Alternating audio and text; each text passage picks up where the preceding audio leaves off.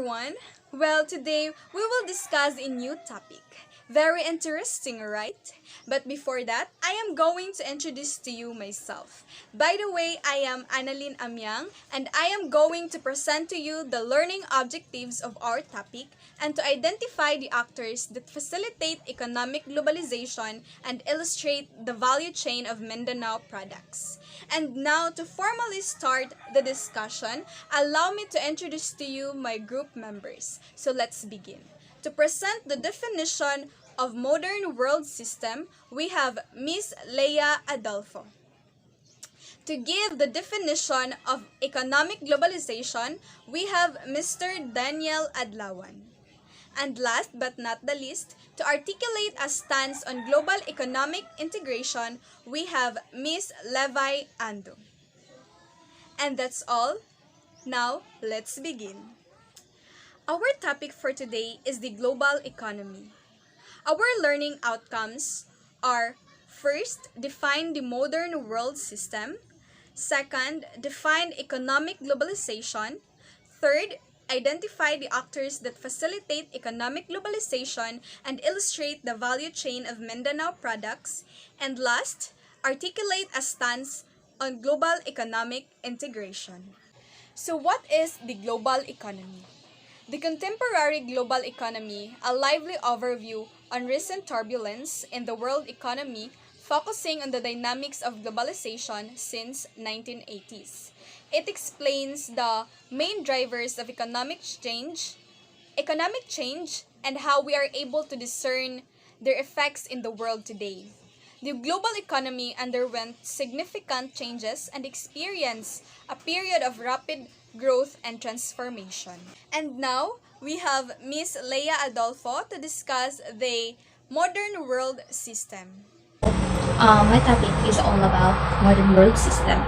So, modern world system is a term used in the field of sociology to describe the current global political economy and the way in which it functions. So, the world system are defined by the existence of a division of labor. The modern world system has a multi-state political structure, or the interstate system, and therefore its division of labor is international division labor. So according to Wallerstein, a world system is a social system one that has boundaries, structures, member groups, rules, and legitimation and coherence.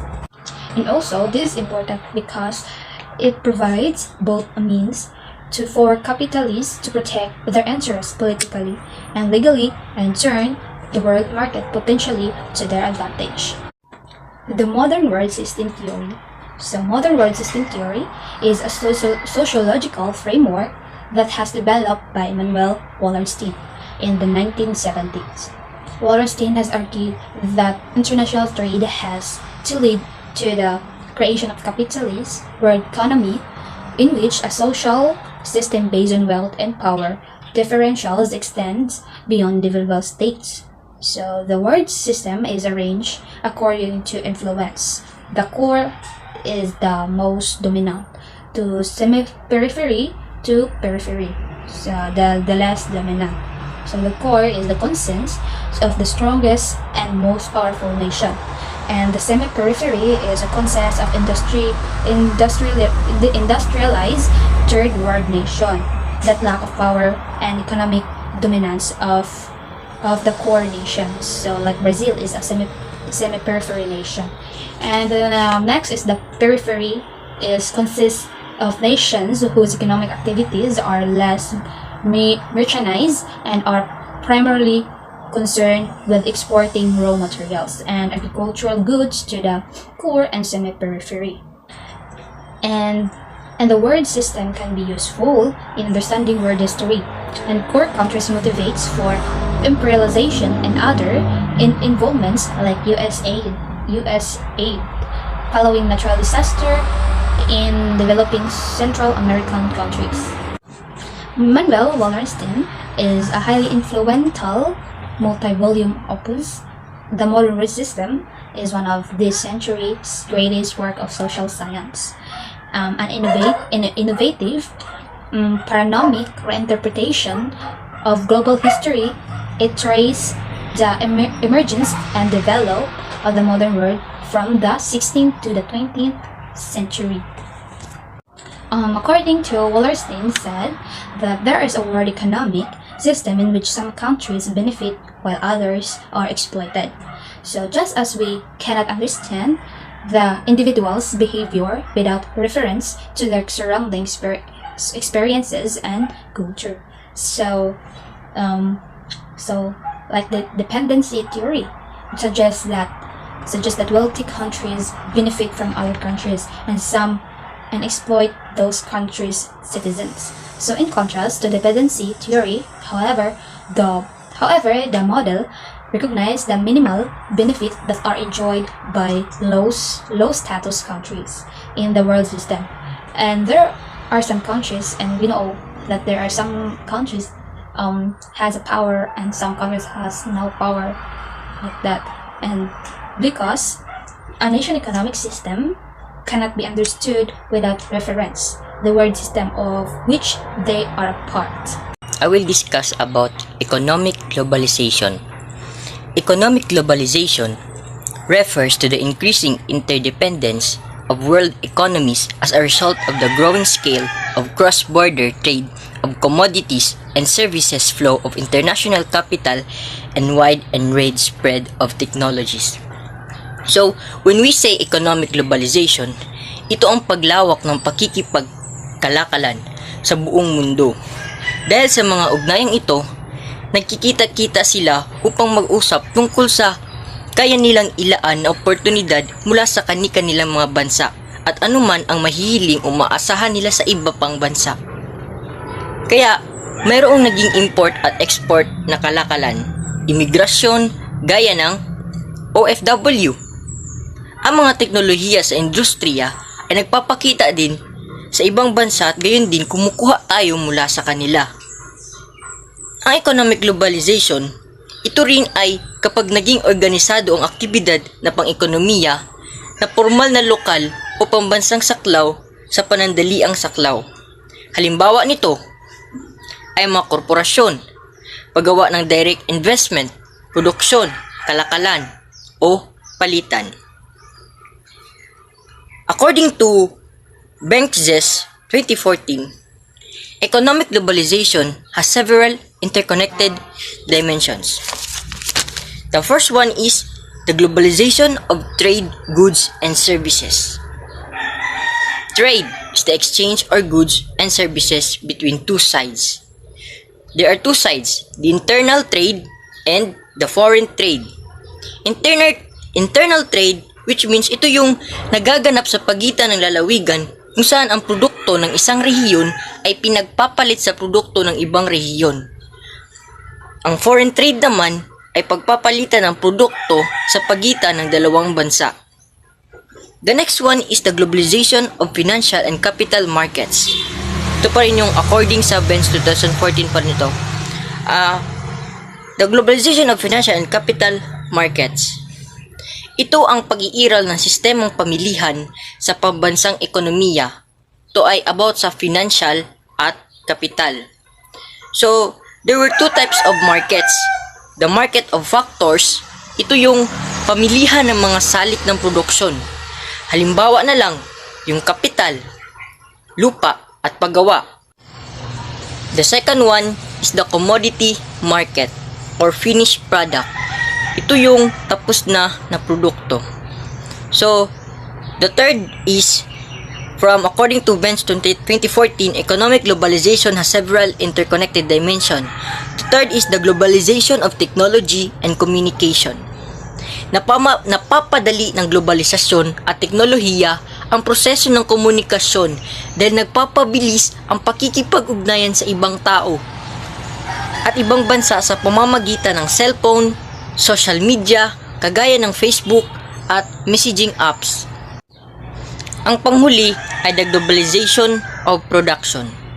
Ito ay tumutukoy sa outsourcing ng mga kalakal at serbisyo mula sa mga lokasyon sa buong mundo upang samantalahin ang mga pambansang pagkakaiba sa gastos at kalidad ng mga salik na produksyon tulad ng lupa, paggawa at kapital.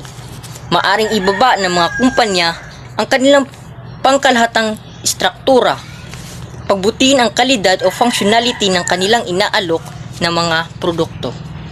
Good day, everyone. So today I will discuss the articulate a stance on global economic integration. Global economic integration, measuring the impact of globalization on individual economies, people, companies, and economies are more integrated and interconnected than ever before. This helps facilitate connections, which leads to specialization, innovation, and economic progress. So there are advantages and disadvantages. So advantages is it leads to reduction in the cost of trade, improve availability of a wider selection of goods and services, and efficiency. It gains that lead to greater purchasing power. Second, employment opportunities tend to improve because trade liberalization leads to market expansion, technology sharing, and cross-border investment flows. Political cooperation among countries can improve because of a stronger economies, which can help resolve conflicts peacefully and lead to a greater stability. Disadvantages: trade diversion and the erosion of national sovereignty. For example, trade unions can divert trade from non-members even if it is economical or mental for them to do so. Next, members of economic unions are typically required to adhere to rules on trade, monetary, and fiscal policy which is established by an elected external policy making body. That's all. Thank you. The actors that facilitate economic globalization. First is the nation state. A nation state can certainly be considered an actor of economic globalization. Economic globalization. Economic globalization refers to the increasing interdependence and integration of national economies into a single global economy. It involves the free flow of goods, services, capital, and technology across national borders. Nation-states can participate in economic globalization in a number of ways. For example, they open up their economies to foreign investment and trade, allowing goods and services to flow freely across their borders. They can also participate in international organizations such as World Trade Organization or WTO and the International Monetary Fund (IMF) to help regulate global economic activity. Furthermore, nation-states can play important role in promoting economic globalization through policies such as free trade agreements, tax and incentives for foreign investors, and establishment of special economic zones. These policies can help attract foreign investment and encourage the growth of international trade. At the same time, nation states can also face challenges and limitations in their efforts participate in economic globalization. For example, some countries may be hindered by insufficient infrastructure, limited access, credit, and capital, or political instability. The global corporation is the actor of economic globalization. Global corporations are undoubtedly one of the key actors of economic globalization. These companies have significant impact to the global economy as they operate across borders, often with a global reach and influence. These corporations can operate in multiple countries simultaneously, engage in cross-border transactions, and leverage their size and resources to gain a competitive advantage.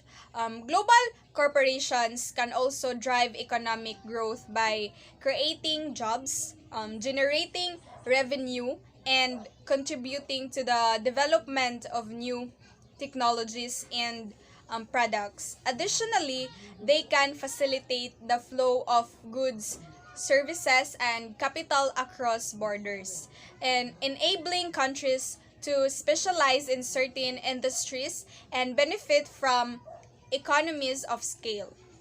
However, global corporations can also have negative impacts on the economy and society. They can sometimes exploit workers in countries with weaker labor laws, engage in tax avoidance or transfer pricing strategies, and contribute to environmental degradation.